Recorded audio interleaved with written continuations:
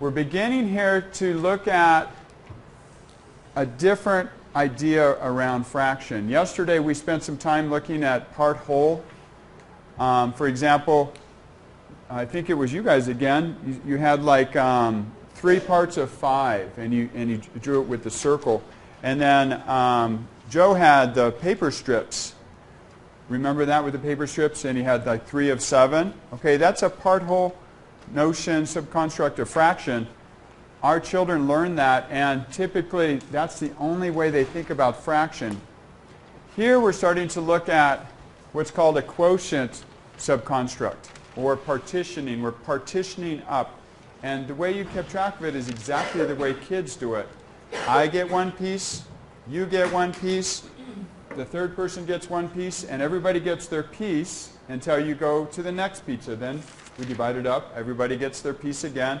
Right? We're distributing the pieces out. Okay, this is a partitioning model.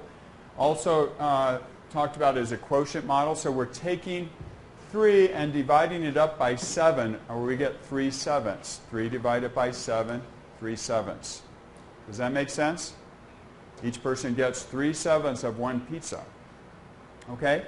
Or 3/21 of the whole. Okay? Does that make sense? Different way to think about fraction. Turns out this is, for many of our students, a little bit more complicated, a little bit trickier than when we start doing just the simple sort of part whole type thing. Okay? Let me go through now some of these subconstructs for you, and I'll try to give you a broader overview. Okay? For this, I'm going to do a PowerPoint, and I have the PowerPoint for you.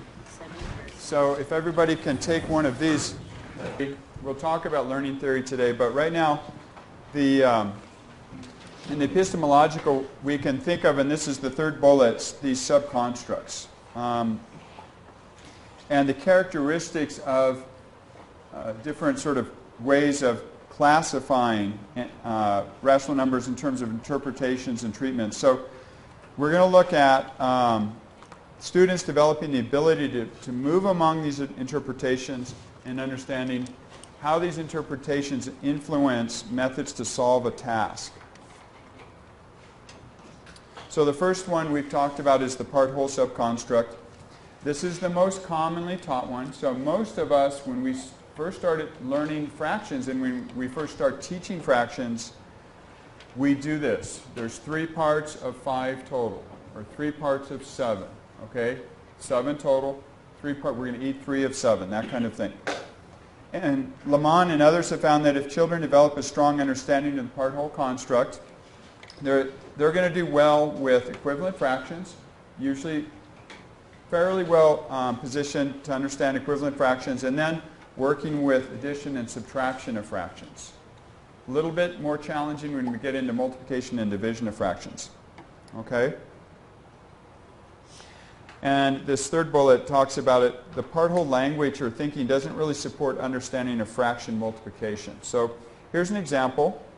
What fraction of the circle is part B? Anybody want to yell it out? 1/4. 1/4. What fraction of the circle is part D? 1/8. So it looks like it's about 1/3 of 1/2. Is that about right?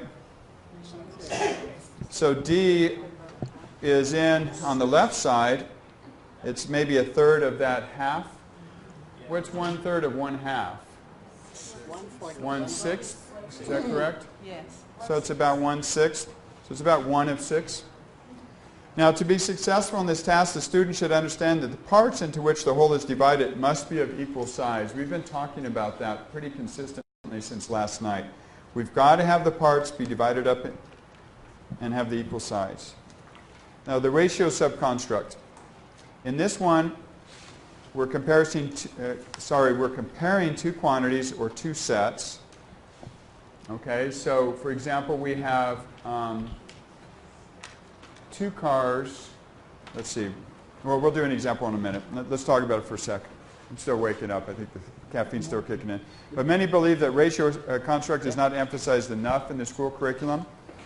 And Lamont believes there's no reason to delay the study of ratios until middle school since children use ratios in sharing and comparing.